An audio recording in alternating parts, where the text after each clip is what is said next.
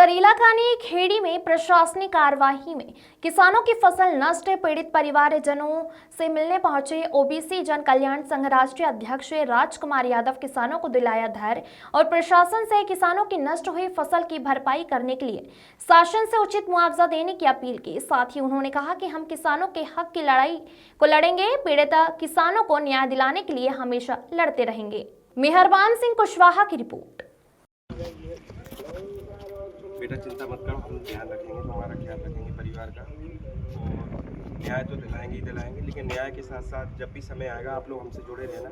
हम लोग आपके लिए जितना भी हो सके की मदद करेंगे। हमारा पूरा ओबीसी जन कल्याण संघ का हमारा संगठन है, हमेशा आपके लिए मदद करेंगे। अभी प्रशासन से क्या मांग है आपकी? अब तो मांग है कि नुकसान जो होगा, जो कचुआ में ज्यादा कितने बीघा में फसल थी आपकी? सबरी तो करीबन 4 बीघा की जमीन है, 6-7 बीघा जाए सबरी 50 बीघा थी करीबन 10-15 बीघा। इसके अब 4 बीघा थी, 4 बीघे खाने के खेत। क्या नाम है इनका? नाम क्या है जिनकी फसल बर्बाद की गई? प्रक्रिया का नाम? विजय सिंह यादव है। छोटे ये बच्ची कितना रो रही थी वहाँ पे वन विभाग या अधिकारी के सामने, और इसके बावजूद भी प्रशासन ने बेचारी जो छोटी बच्ची है।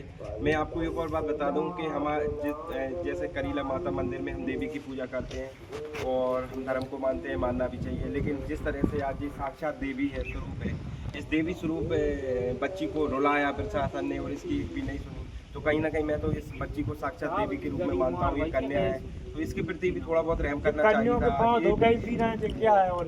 वैसे शिवराज सिंह चौहान जी हो या सरकार हो या डॉक्टर मोहन जी हो, बच्चियों के, कन्याओं के, नरेंद्र मोदी जी हो, पैर धोते हैं, बड़ी पूजा करते हैं। लेकिन ये बच्ची सोचो कितना प्रशासन के आगे रो रही थी, गिड़गड़ा रही थी, फिर भी इस देवी स्वरूप कन्या बच्ची का जो है ध्यान न रखते हुए इस बच्ची को सताया, इसको रुलाया, तो ये बेहद निंदनीय है। और इसकी तो मैं जितनी निंदा करता हूँ उतनी भी निंदा कम पड़ जाएगी। मैं थोड़ा सा निष्पक्ष, कहीं ना कहीं प्रशासन का कहना ये है कि वन भूमि पे आपने अवैध रूप से कब्जा कर रखा था, तो उसको तो खाली कराना ही था, तो उसमें क्या मतलब गलत किया? मैं आपकी बात को समझ गया। आप ये बताओ कि ये बच्ची और ये दादा, ये वो वीडियो अगर आपने देखा हो तो ये बेचारी बिटिया और ये दादा क्या बोल रहे थे उस वीडियो में प्रशासन से? ये बोल रहे थे आप हमारे मकान तोड़ दो, बिल्कुल, लेकिन हमारी फसल को 10 दिन बाद आप ये जमीन भी दे देंगे आपको हम, लेकिन हमें 10 दिन का समय दे दो, हमारी ये फसल को काट लेने दो। ये बड़ी मेहनत से फसल की है। ये बच्ची रो रो के, और दादा क्या बोल रहे थे? इसी बात को बोल रहे थे ना, तो इसी बात को आप प्रश्न कर रहे हैं, इसी बात को जो हम बोल रहे हैं कि 10 दिन का समय तो देना चाहिए था, ये फसल तो काट लेते कम से कम। कितनी मेहनत से, और बिजली का बिल दे करके, और आपका लाइट से पानी दे करके, पंपों से पानी दे करके, और पेट्रोल से डीजल डाल करके पंप में पानी दिया। कभी खाद का कट्टा नहीं मिला तो खाद के लिए परेशान। तो क्या प्रशासन से आपके द्वारा इस तरह की कोई मांग नहीं रखी गई? माननीय कलेक्टर साहब से, माननीय डीएफओ साहब से कोई मांग रखी गई आपने लिखित रूप में कि हमें इतना समय दिया जाए? ये लोग बता रहे हैं ना इस बात को, गए थे ये लोग, लेकिन नहीं सुनी ना। कलेक्टर साहब को ये शाम को गए, सवेरे इनके पास कार्रवाई हो जाती है। अगले दिन का मैं पता है कॉपी की आवेदन की रखा है, कोई दिक्कत नहीं। हाँ, फोटो